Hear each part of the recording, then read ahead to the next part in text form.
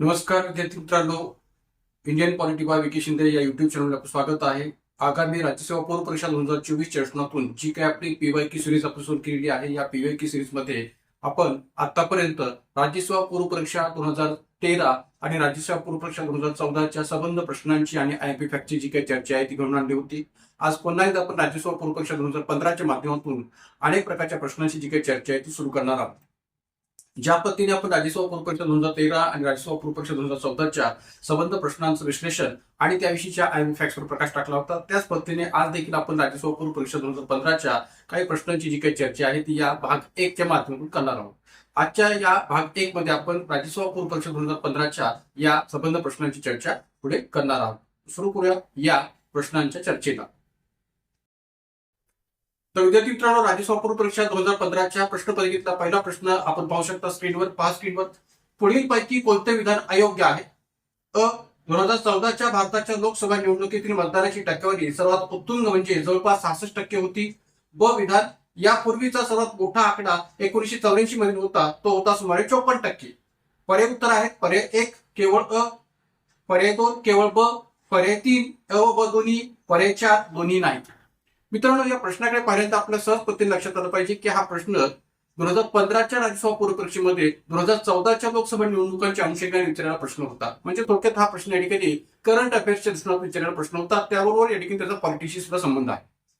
एकंदरीत जर आपण पाहिलं तर 2015च्या राज्यसेवा पूर्व परीक्षेमध्ये 2014च्या लोकसभा निवडणुकीच्या अंतर्गत जी काही मतदानाची टक्केवारी आहे त्या मतदानाच्या टक्केवारीच्या अनुषंगाने तुलना वजा हा प्रश्न विचारलेला आहे. ही तुलना कोणत्या लोकसभा निवडणुकीशी केलेली आहे तर 1984 मधील लोकसभा निवडणुकीशी या ठिकाणी तुलना केलेली आहे. 1984च्या लोकसभा निवडणुकीत झालेल्या मतदानाच्या टक्केवारीशी याची तुलना केलेली आहे. तर त्यामुळे 2014 आणि 1984ची लोकसभा निवडणूक आणि त्या निवडणुकी अंतर्गत मतदानाची टक्केवारी या अर्थाने असणारी तुलना आणि त्या तुलनेवर आधारित असणारा हा प्रश्न आपल्या इथं विचार घ्यायचा आहे.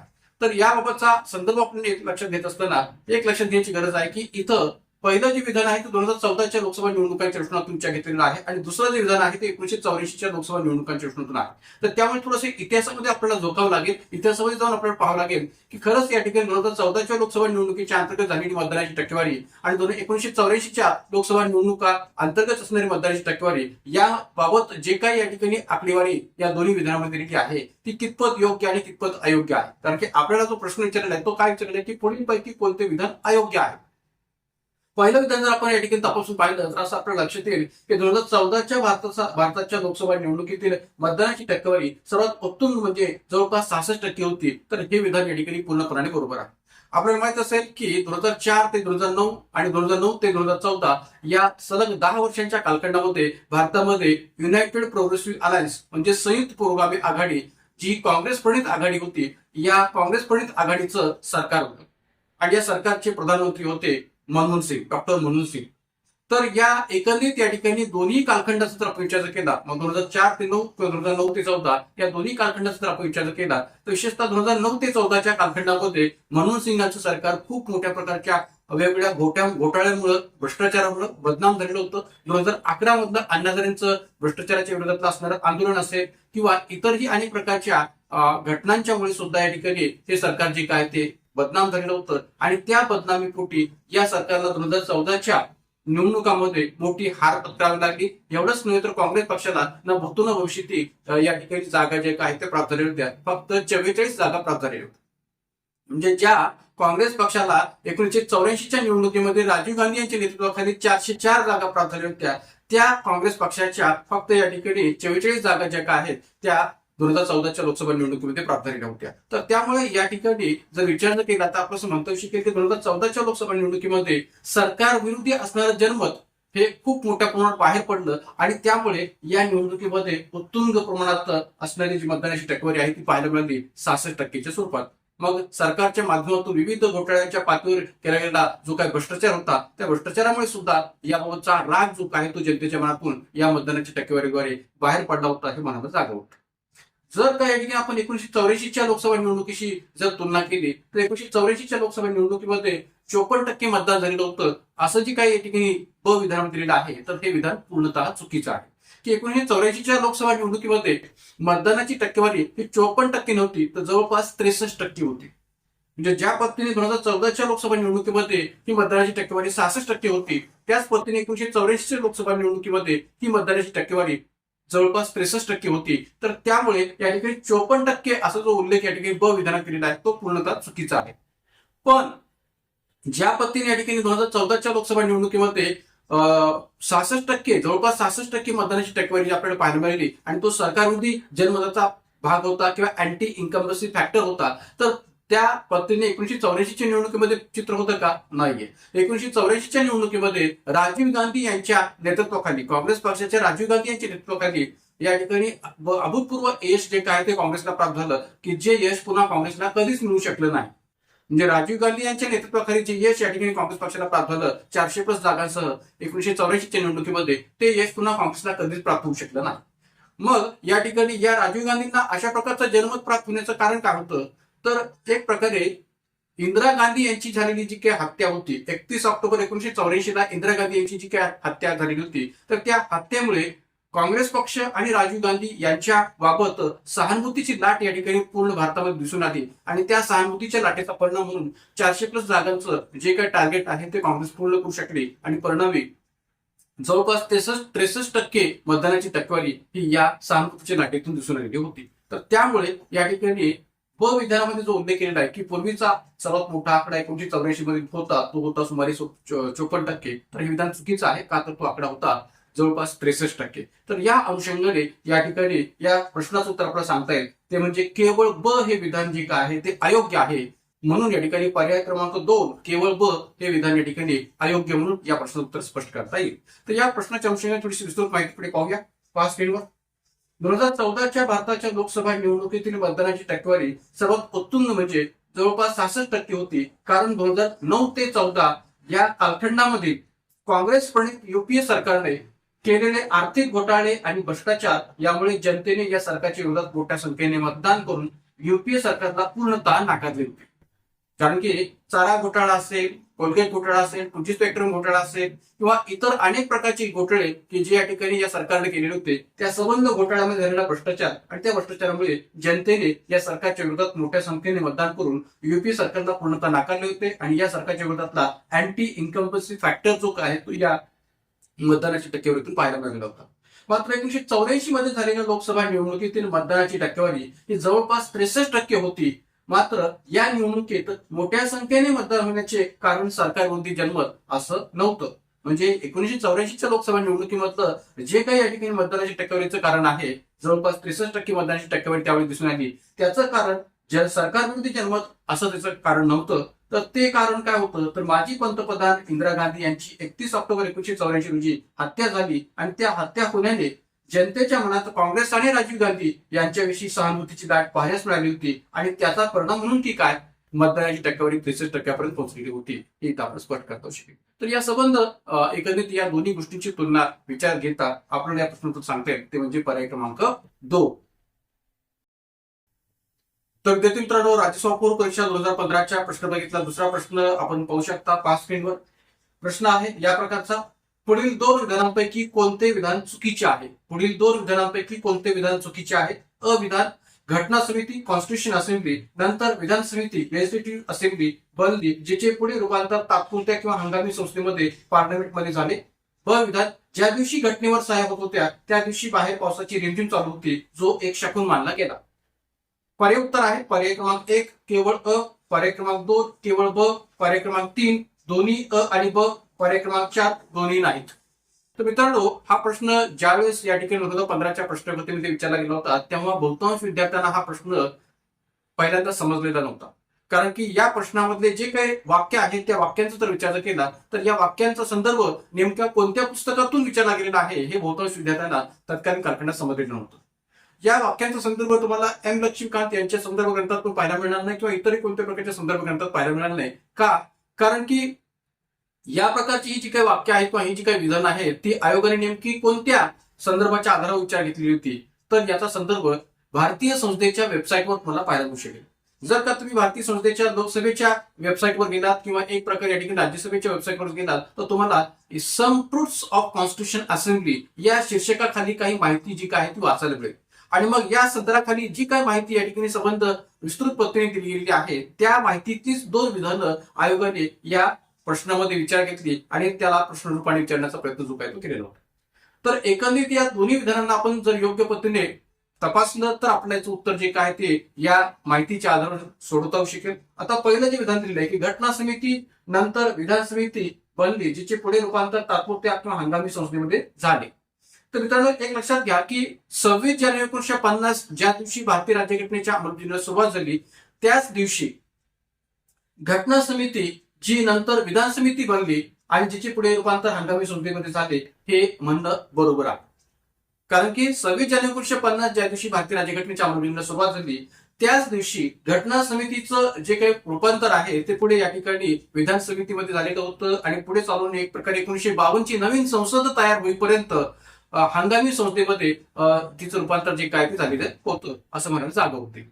म्हणजे संविधान सभेच्या सदस्यांची जी काय विधानसभा आहे ते विधानसभेचं अस्तित्व संपुष्टात आलं 26 जानेवारी 1950 ला आणि त्या एक प्रकारे विधानसभेचं अस्तित्व संपुष्टात येऊन पुढे तिचं हंगामी संस्थेमध्ये किंवा तात्पुरत्या संस्थेमध्ये जे काय रूपांतर आहे ते रूपांतर झालेलं होतं आणि त्यामुळे अविधान जे काय आहे ते या अर्थाने बरोबर आहे. त्यानंतर ब विधान ज्या दिवशी घटनेवर सह्या होत होत्या त्या दिवशी बाहेर पावसाची रिमझिम चालू होती जो एक शकून मानला गेला. तर हे देखील विधान या ठिकाणी पूर्णपणे बरोबर आहे. का तर 24 जानेवारी 1950 या दिवशी 284 सदस्य संविधान सभेच्या 284 सदस्यांनी घटनेवर सह्या केलेल्या होत्या आणि ज्या दिवशी या सह्या होत होत्या त्या दिवशी बाहेर पावसाची रिमझिम चालू होती आणि तो एक शकून मानला गेला. हे सुद्धा या ठिकाणी विधान ब विधान बरोबर आहे. तर त्यामुळे या ठिकाणी या दोन्ही विधानांचा जर विचार केला तर या दोन्ही विधानांपैकी कोणतं विधान चुकीचं नाहीये, दोन्ही विधाने बरोबर आहेत. म्हणून या प्रश्नाचं उत्तर आपल्याला सांगता येईल पर्याय क्रमांक 4 दोन्हीही नाहीत. या प्रश्नाचं उत्तर काय आहे? पर्याय क्रमांक 4 दोन्हीही नाहीत, दोन्ही विधाने हे बरोबर आहेत. या अनुषंगाने थोडीशी विस्तृत माहिती पुढे आपण पाहू शकता. जसं मी मगाशी म्हटलं की या ठिकाणी सम ट्रूथ्स ऑफ कॉन्स्टिट्यूशन असेंब्ली किंवा एक प्रकारे संविधान सभे के कुछ तथ्य या सदराखाली जी माहिती या राज्यसभा किंवा लोकसभेच्या वेबसाईटवर आपल्याला पाहायला मिळते त्या माहितीतलाच संदर्भ जो काय आहे तो हिंदीमध्ये थोडक्यात मी पहिल्यांदा दिलेला आहे. त्यांचं त्याच हिंदीमधल्या मतळ्याचं भाषांतर पुढे मी मराठीमध्ये केलेलं आहे ते आपण स्क्रीनवर पाहू शकता. पहा स्क्रीनवर. भारत के संविधान को 26 नवंबर 1949 को अपनाया गया था और माननीय सदस्यों ने 24 जनवरी 1950 को इसमें अपने हस्ताक्षर किए. कुल मिलाकर 284 सदस्यों ने वास्तव में संविधान पर हस्ताक्षर किए. जिस दिन संविधान पर हस्ताक्षर हो रहे थे उस दिन बाहर बूंदाबांदी हो रही थी और इसे एक अच्छे शगुन के संकेत के रूप में व्याख्यात किया गया था. भारत का संविधान 26 जनवरी 1950 को लागू हुआ. उस दिन विधानसभा का अस्तित्व समाप्त हो गया. 1952 में एक नई संसद का गठन होने तक खुद को भारत की अनंतिम संसद में बदल दिया गया. एकंदरीत या संविधान सभा के कुछ तथ्य या सदराखेरीज जी काही हिंदीमध्ये इथं संबंध माहिती दिलेली आहे त्या माहितीचा जर आपण विचार केला तर निश्चितपणे जी काही प्रश्नामध्ये दिलेली दोन्ही विधानं आहेत ती बरोबर आहेत असं म्हणायला पूर्णपणे जागा होते. आपण खाली एक याचं मराठी भाषांतर सुद्धा पाहू शकता की 24 जानेवारी 1950 संविधान सभेच्या 284 सदस्यांनी संविधानावर सह्या केल्या. ज्या दिवशी घटनेवर सह्या होत होत्या त्या दिवशी बाहेर पावसाची रिमझिम चालू होती जो एक शकून मानला गेला. 26 जानेवारी 1950 भारतीय घटनेच्या अंमलबजावणीला सुरुवात झाली आणि याच दिवशी संविधान सभेच्या सदस्यांची असणाऱ्या विधानसभेचे अस्तित्व संपुष्टात येऊन म्हणजे जी काही संविधान सभा होती की जी संविधान सभेच्या सदस्यांची असणारी विधानसभा होती त्या विधानसभेचं अस्तित्व संपुष्टात येऊन समाप्त होऊन 1952 मधील एक नवीन संस्थेची स्थापना होईपर्यंत स्वतःला एका अंतरिम किंवा हंगामी संस्थेमध्ये बदललेले होते या घटना समितीने. आणि त्यामुळे या ठिकाणी ही दोन्ही विधानं ही बरोबर आहेत. एकही विधान यातून चुकीचं नाहीये, दोन्ही विधाने बरोबर आहेत. म्हणून या प्रश्न उत्तर आपल्याला सांगता येईल पर्याय क्रमांक 4. तर मित्रांनो घटना समितीशी संबंधित प्रश्न पाहिल्यानंतर राज्यसभा पूर्व परीक्षा 2015च्या प्रश्न बघितला. आणखी एक प्रश्न आपण पुढे पाहणार आहोत. पहा स्क्रीनवर. पुढील 2 विधानांपैकी कोणते विधान बरोबर आहे? अ विधान भारतातील बहुतांश भागात राज्य उत्पादन विभागाच्या परवानगीशिवाय घरी दारू बनविणे बेकायदेशीर आहे. ब विधान भारतात केवळ स्वतःच्या वापराकरिता परवानगीशिवाय घरी दारू तयार केली जाऊ शकते. पर्याय पर्याय 1 केवळ अ योग्य आहे. पर्याय 2 केवळ ब योग्य आहे. पर्याय 3 कोणतेही योग्य नाही. पर्याय 4 दोन्ही योग्य आहेत. तर मित्रांनो हा जो काही प्रश्न आहे तो पाहिल्यानंतर या ठिकाणी आपल्याला वाटणं साहजिक आहे की हा प्रश्न नेमका अशा पद्धतीने कसं काय विचारला गेलेला आहे. का? कारण की यामध्ये जी काही दोन विधान दिली आहेत त्या दोन्ही विधानांचा संबंध घटनेच्या पातळीवर, राज्यव्यवस्थेच्या पातळीवर आहे का नाहीये, हा पहिला प्रश्न आपल्याला पडू शकतो.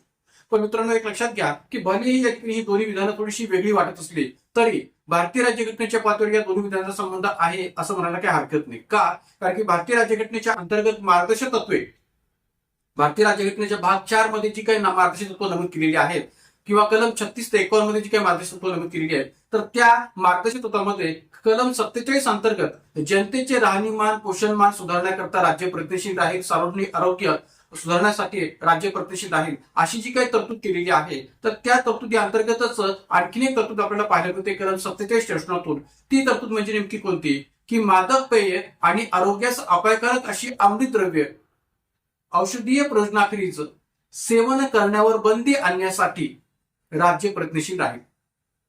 मादक पेय व आरोग्यास अपायकारक अशी अंमली द्रव्य औषधीय प्रयोजनाखेरीज सेवन करण्यावर बंदी आणण्यासाठी राज्य प्रयत्नशील राहील, अशी जी काही तरतूद या ठिकाणी कलम 47 मध्ये आपल्याला पाहायला मिळते मार्गदर्शक तत्वामध्ये. त्या तरतुदीचा विचार करता या ठिकाणी हा प्रश्न विचारला गेलेला आहे असं इथं आपण स्पष्टपणे म्हणू शकतो. फरक फक्त एवढाच आहे की या ठिकाणी तर राज्य उत्पादन विभागाच्या परवानगीशिवाय किंवा या ठिकाणी राज्य उत्पादन विभागाच्या दृष्टिकोनातून विचारला गेलेला हा प्रश्न आहे. तर त्यामुळे या ठिकाणी आपल्याला एक्झॅक्टली याचं उत्तर जर या ठिकाणी विचार घ्यायचा असेल तर ते आपण सांगता येऊ शकतं पर्याय क्रमांक 1 केवळ अविधान योग्य आहे. काय? की भारतातील बहुतांश भागात राज्य उत्पादन विभागाच्या परवानगीशिवाय घरी दारू बनवणे बेकायदेशीर आहे. म्हणजे जर का घरी दारू बनवायची असेल तर राज्य उत्पादन विभागाच्या परवानगीची गरज असते. परवानगीशिवाय, परवानगी विना घरी दारू बनवता येऊ शकत नाही आणि जर ती बनवली जात असेल तर ती बेकायदेशीर आहे असा त्याचा अर्थ होतो. म्हणून अविधान जे आहे ते या ठिकाणी बरोबर आहे, केवळ अविधान हे योग्य आहे. मात्र ब विधान की भारतात केवळ स्वतःच्या वापराकरता परवानगीशिवाय घरी दारू तयार केली जाऊ शकते, हे पूर्णपणाने चुकीचं विधान आहे. कारण की राज्य उत्पादन विभागाच्या परवानगीशिवाय भारतात कुठेही या ठिकाणी अशा प्रकारची दारू जी काय ती घरी तयार केली जाऊ शकत नाही, करता येऊ शकत नाही. आणि म्हणून या ठिकाणी या प्रश्न उत्तर सांगता येईल पर्याय क्रमांक 1 केवळ अयोग्य आहे. त्यातलं फक्त अविधान योग्य आहे, म्हणून उत्तर आहे पर्याय क्रमांक 1.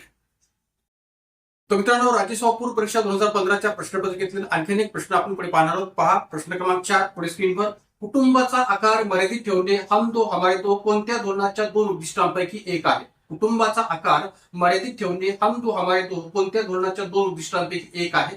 पर्याय 1 कुटुंब नियोजन कार्यक्रम 1952, पर्याय 2 20 कलमी कार्यक्रम, पर्याय 3 राष्ट्रीय लोकसंख्या धोरण 2000 आणि पर्याय 4 नवीन लोकसंख्या धोरण 2011. त्यानंतर आणखीन एक प्रश्न लोकसंख्या विषयक धोरणातूनच या प्रश्नपत्रिकेमध्ये विचारला गेला होता. तोही प्रश्न आपण पुढे पाहूया. पहा प्रश्न क्रमांक 5 स्क्रीनवर. 2000च्या राष्ट्रीय लोकसंख्या धोरणानुसार कुठल्या वर्षापर्यंत आपल्या देशाची लोकसंख्या स्थिर होण्याचे उद्दिष्ट आहे? 2000च्या राष्ट्रीय लोकसंख्या धोरणानुसार कुठल्या वर्षापर्यंत आपल्या देशाची लोकसंख्या स्थिर होण्याचे उद्दिष्ट आहे? पर्याय 1 2046 सालापर्यंत, पर्याय 2 2050 सालापर्यंत, पर्याय 3 2049 सालापर्यंत आणि पर्याय 4 2047 सालापर्यंत. तर मित्रांनो, हे दोन्ही प्रकारचे प्रश्न आयोगाने लोकसंख्या विषयक धोरणाच्या प्रश्नातून या 2015च्या राज्यसभा पूर्व परीक्षेमध्ये विचारले होते. आपल्याला हे माहिती असावं की राज्यव्यवस्था या घटकांतर्गत सार्वजनिक धोरण आणि मानवी हक्क विषयक प्रश्न हे दोन टॉपिक सुद्धा असतात. बहुतांश विद्यार्थी या दोन्ही टॉपिककडे दुर्लक्ष करतात आणि फक्त भारतीय राज्यव्यवस्था किंवा भारतीय राज्यघटना किंवा राजकीय प्रणाली याच घटकांना अधिकाधिक महत्व देतात किंवा त्याच्यावरचाच अभ्यास अधिकाधिक करतात. पण मित्रांनो, जर का आपण राज्यसभा पूर्व परीक्षेची प्रत्येक प्रश्नपत्रिका काढून पाहिली तर सार्वजनिक धोरण किंवा मानवी हक्क विषयक प्रश्न या दोन्ही टॉपिक विषयीचे प्रश्न आयोगाने वारंवार विचारले, सतत विचारलेले आहेत. तर इथंही या ठिकाणी प्रश्न क्रमांक 4 आणि प्रश्न क्रमांक 5 हा लोकसंख्या विषयक धोरणाच्या प्रश्नात विचारलेला प्रश्न आहे की जो एक सार्वजनिक धोरणाचा पार्ट आहे, भाग आहे. तर या ठिकाणी प्रश्न क्रमांक 4चा जर आपण चर्चा केला की कुटुंबाचा आकार मर्यादित ठेवणे हम दो हमारे दो कोणत्या धोरणाच्या दोन उद्दिष्टांपैकी एक आहे? तर उत्तर आपल्याला सांगता येईल पर्याय क्रमांक 3 राष्ट्रीय लोकसंख्या धोरण 2000 या धोरणाच्या दोन उद्दिष्टांपैकी एक म्हणून या ठिकाणी या कुटुंबाचा आकार मर्यादित ठेवणे या धोरणाचा विचार आपण करता येऊ शकतो. तर या ठिकाणी राष्ट्रीय लोकसंख्या विषयक धोरण 2000 हे या प्रश्नाचं उत्तर आहे. पर्याय क्रमांक 3 हे या प्रश्नाचं उत्तर आहे प्रश्न क्रमांक 4चं. आणि जर का आपण या ठिकाणी प्रश्न क्रमांक 5 जर पाहिला तर प्रश्न क्रमांक 5चं या ठिकाणी उत्तर आहे पर्याय क्रमांक 1 2046 सालापर्यंत. म्हणजे दोन्ही प्रश्नांचा संबंध राष्ट्रीय लोकसंख्या विषयक धोरण 2000 याच्याशी जोडला जातो. मित्रांनो, भारतामध्ये पहिलं लोकसंख्या विषयक धोरण 1976 साली मांडलं गेलेलं होतं आणि दुसरं लोकसंख्या विषयक धोरण अटल बिहारी वाजपेयी सरकारच्या कालखंडामध्ये 15 फेब्रुवारी 2000 रोजी जाहीर केलेलं होतं. 15 फेब्रुवारी 2000 रोजी जाहीर केलं होतं अटल बिहारी वाजपेयी सरकारच्या कालखंडामध्ये. तर या दुसऱ्या लोकसंख्याविषयक धोरणामध्ये 3 प्रकारच्या उद्दिष्टांचा विचार जो काय तो केला गेला होता. पहिलं उद्दिष्ट होतं ते म्हणजे दीर्घकालीन उद्दिष्ट, दुसरं उद्दिष्ट होतं ते म्हणजे मध्यमकालीन उद्दिष्ट आणि तिसरं होतं ते म्हणजे अल्पकालीन उद्दिष्ट. तर या ठिकाणी जो काही प्रश्न क्रमांक 4 विचारला गेलेला आहे तर त्या प्रश्न क्रमांक 4 मध्ये जो काही उत्तर म्हणून आपण पर्याय सांगितलेला आहे पर्याय क्रमांक 3 राष्ट्रीय लोकसंख्याविषयक धोरण की ज्याचा संबंध या ठिकाणी हम दो हमारे दो किंवा कुटुंबाचा आकार मर्यादित ठेवणे या धोरणाशी होता. तर हे जे उद्दिष्ट आहे ते मध्यमकालीन उद्दिष्ट होतं की कुटुंबाचा आकार मर्यादित ठेवणे किंवा हम दो हमारे दो हे जे काय उद्दिष्ट आहे ते मध्यमकालीन उद्दिष्ट म्हणून राष्ट्रीय लोकसंख्याविषयक धोरण 2000 मध्ये विचार घेतलं होतं. पण प्रश्न क्रमांक 5 मध्ये जो काय उल्लेख केलेला आहे की कुठल्या वर्षापर्यंत आपल्या देशाची लोकसंख्या स्थिर होण्याचं उद्दिष्ट राष्ट्रीय लोकसंख्याविषयक धोरण 2000 मध्ये विचार घेतलं होतं. तर 2046 सालापर्यंत तर 2046 सालापर्यंत हे जे काही उद्दिष्ट आहे ते दीर्घकालीन उद्दिष्ट होतं. म्हणजे या ठिकाणी जसं मी मगाशी म्हटलं की या 2000च्या राष्ट्रीय लोकसंख्याविषयक धोरणामध्ये 3 प्रकारच्या उद्दिष्टांचा विचार केला होता. एक म्हणजे या ठिकाणी अल्पकालीन उद्दिष्ट, दुसरं म्हणजे दीर्घकालीन उद्दिष्ट आणि तिसरं म्हणजे मध्यमकालीन उद्दिष्ट. तर यामध्ये मध्यमकालीन उद्दिष्ट काय होतं तर हम दो हमारे दो किंवा कुटुंबाचा आकार मर्यादित ठेवणे आणि दीर्घकालीन उद्दिष्ट काय होतं तर 2046 सालापर्यंत भारताची जी काही लोकसंख्या आहे ती स्थिर होण्याचं उद्दिष्ट किंवा स्थिर ठेवण्याचं उद्दिष्ट जे काय ते दीर्घकालीन उद्दिष्ट होतं. तर त्या अनुषंगाने या प्रश्न क्रमांक 4 उत्तर आपल्याला सांगतंय राष्ट्रीय लोकसंख्याविषयक धोरण 2000 पर्याय क्रमांक 3 आणि प्रश्न क्रमांक 5 उत्तर सांगतायत 2046 सालापर्यंत. पण मित्रांनो या ठिकाणी आणखीन एक गोष्ट आपण लक्षात घेतली पाहिजे की राज्यसेवा पूर्व परीक्षा 2015च्या या प्रश्नपत्रिकेतला हा जो काही प्रश्न क्रमांक 5 आहे तो आयोगाने रद्द केला होता. आयोगाने या प्रश्न क्रमांक 5 ला जे काय ते पुढे रद्द केलं होतं. अंतिम उत्तर तालिकेमध्ये फायनल आन्सर की मध्ये प्रश्न क्रमांक 5 जो काय तो आयोगाने रद्द केलेला होता. पण या ठिकाणी या दोन्ही प्रश्नाच्या अनुषंगाने असणारी विस्तृत माहिती पुढे आपण स्क्रीनवर पाहणार आहोत. पहा स्क्रीनवर राष्ट्रीय लोकसंख्याविषयक धोरण 2000 अटल बिहारी वाजपेयी सरकारने 15 फेब्रुवारी 2000 रोजी देशाचे दुसरे लोकसंख्याविषयक धोरण जाहीर केले होते. पहिले लोकसंख्याविषयक धोरण 1976 चे होते. राष्ट्रीय लोकसंख्या धोरण 2000 ची अल्पकालीन, मध्यमकालीन व दीर्घकालीन उद्दिष्टे ठेवण्यात आली होती. जसं मी मागाशी म्हटलं की राष्ट्रीय लोकसंख्याविषयक धोरण 2000 याची 3 प्रकारची उद्दिष्ट होती. तर त्यामध्ये पहिलं उद्दिष्ट होतं अल्पकालीन उद्दिष्ट, दुसरं होतं मध्यमकालीन उद्दिष्ट आणि तिसरं होतं दीर्घकालीन उद्दिष्ट. तर ही 3 उद्दिष्ट ठेवण्यात आली होती. 2046 सालापर्यंत आपल्या देशाची लोकसंख्या स्थिर होण्याचे उद्दिष्ट हे दीर्घकालीन उद्दिष्ट होतं. म्हणजे एक प्रकारे 2046 सालापर्यंत भारताची लोकसंख्या ही स्थिर होण्याचं उद्दिष्ट दीर्घकालीन उद्दिष्ट म्हणून या धोरणामध्ये विचार घेतलं होतं. कुटुंबाचा आकार मर्यादित ठेवणे हम दो हमारे दो हे जे काही मध्यमकालीन उद्दिष्ट आहे ते या धोरणामध्ये मध्यमकालीन उद्दिष्ट म्हणून विचार घेतलेलं होतं. आणि संतती नियमनासाठी आवश्यक साधनांचा पुरवठा करणे म्हणजे कुटुंबाच्या पातळीवर जी काही संतती नियमन निश्चित करायचं आहे ठेवायचं आहे तर त्या संतती नियमनासाठी आवश्यक साधनांचा पुरवठा करणे तसेच आरोग्यविषयक पायाभूत सुविधा एकात्मिक पद्धतीने पुरविणे हे या धोरणाचं अल्पकालीन उद्दिष्ट होतं. तर अशा या 3 उद्दिष्टांच्या अनुषंगाने या ठिकाणी राष्ट्रीय लोकसंख्याविषयक धोरणामध्ये अल्पकालीन, मध्यमकालीन आणि दीर्घकालीन उद्दिष्टांचा विचार जो काय तो केलेला होता. 14 वर्षापर्यंतच्या मुला मुलींना प्राथमिक शिक्षण मोफत व सक्तीचं करणं आणि प्राथमिक व माध्यमिक शिक्षणातील गळती 20% कमी करणं ही पण या ठिकाणी या धोरणातली एक महत्वपूर्ण तरतूद म्हणून सांगता येऊ शकते. एवढंच नव्हे तर मुलींच्या विवाहाचे वय 18 ऐवजी 20 वर्षे करणं ही पण एक महत्वपूर्ण तरतूद या राष्ट्रीय लोकसंख्याविषयक धोरणामध्ये आपल्याला स्पष्ट करता येते. तर अशा या अनेक महत्वपूर्ण तरतुदी आणि उद्दिष्टांसह असणारं राष्ट्रीय लोकसंख्याविषयक धोरण 2000 हे अटल बिहारी वाजपेयी सरकारनं जाहीर केलं होतं. तर या सर्व अंगाने या दोन्ही प्रश्नांच्या पातळीवर उत्तर आपल्याला स्पष्ट करतायत. ते म्हणजे प्रश्न क्रमांक 4 पर्याय क्रमांक 3 हे उत्तर आहे आणि प्रश्न क्रमांक 5 पर्याय क्रमांक 1 हे उत्तर आहे. मात्र आयोगाने प्रश्न क्रमांक 5 जो आहे तो पुढे अंतिम उत्तर तालिकेमध्ये रद्द केलेला होता.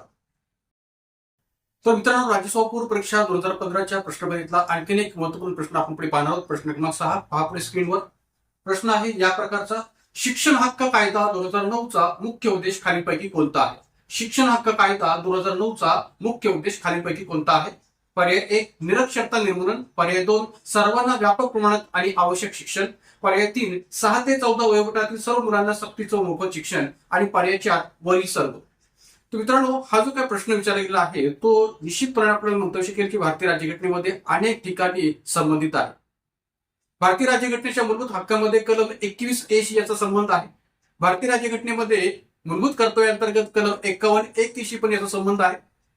86व्या घटना सूचीपासून सुद्धा याचा संबंध आपल्याला जोडता येतो. आणि एवढंच नव्हे तर भारतीय राज्यघटनेच्या कलम 45 मध्ये सुद्धा त्याचा संबंध जोडता येतो की जे मार्गदर्शक तत्वांशी संबंधित आहे.